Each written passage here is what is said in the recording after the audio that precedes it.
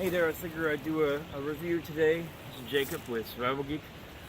This is a Shakespeare Durango Panfish pole. I was introduced to these when I was younger.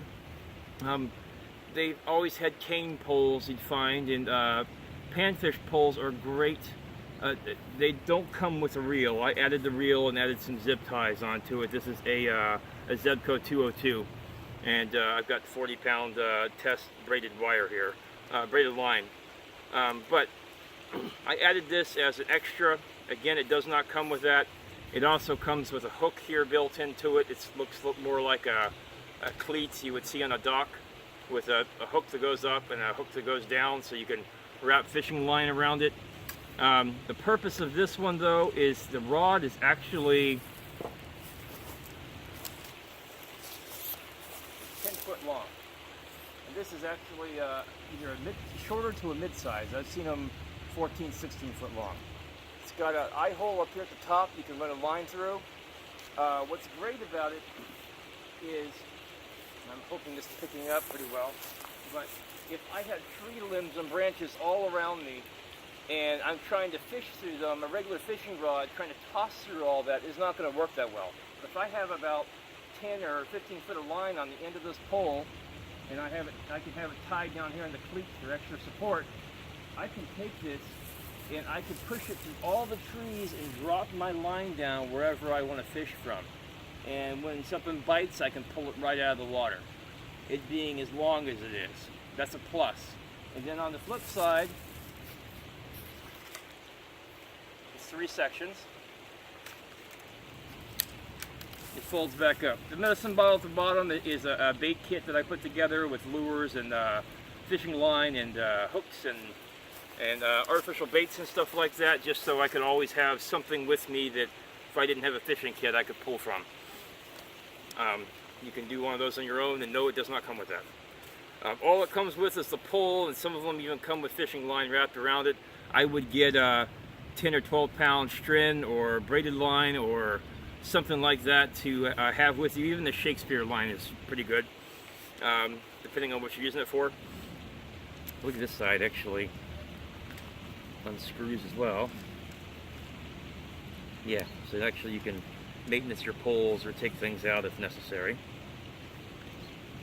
Probably put some thread lock on that.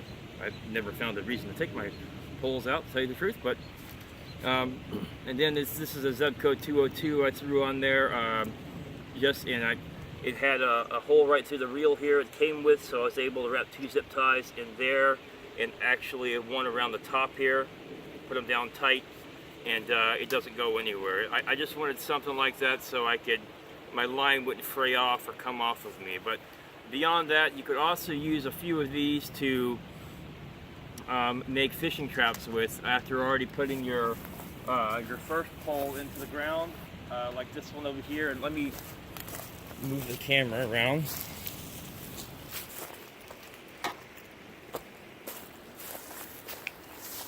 So I did a video on this before. So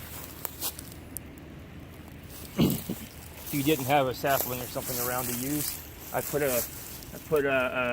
this is about 3.5 foot, 3'6", 3'8", something like that. Put this in the ground, hammered it in place. I have 2 shear lashings. And then I have another pole here, and the other pole looks like 7 to 8 foot, 7 to 8 feet, 7-8. And instead of this pole, I could put one of these poles and lash this or zip tie it to it or whatever I had at the time, and use this pole instead. This is 10 foot, and I could set a bunch of traps with these as well. These run between $10 to $20 depending on where you buy them from, the panfish poles. And I'll just pull this up closer so you guys can see it. Shakespeare Durango Panfish pole, and then at the top it says 10 for 10 foot. Okay, and then the Zebco as well. Nothing special about the Zebco. It's got drag settings here. This looks like it's already just set to one side, so it's only right-handed. I think they make them left-handed as well. Well, actually, this one is left-handed. Not bad. So if you want it right-handed, you'd pull up here or I guess for left-handed you pull it down here, but I like it for my thumb to be here. And then it locks, go to cast and then lock and turn back again.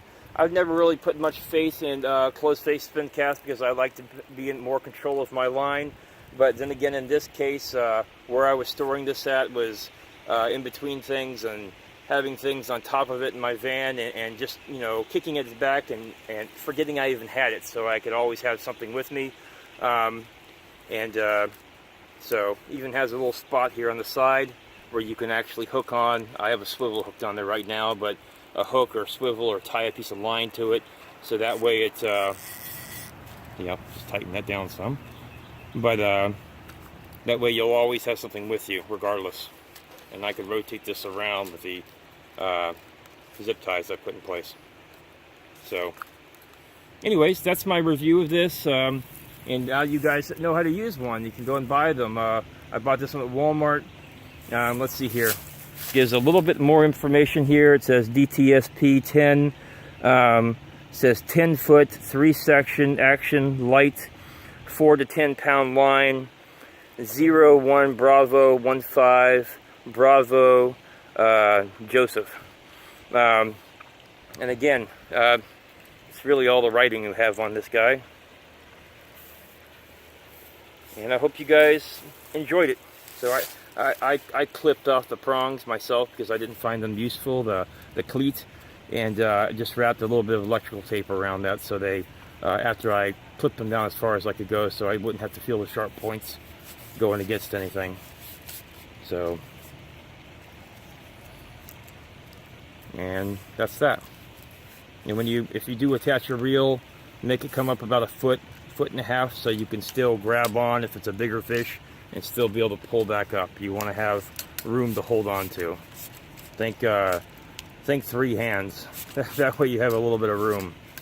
But it's a very long pole. So anyways, that's that. Thanks for joining me, and I will catch you guys later.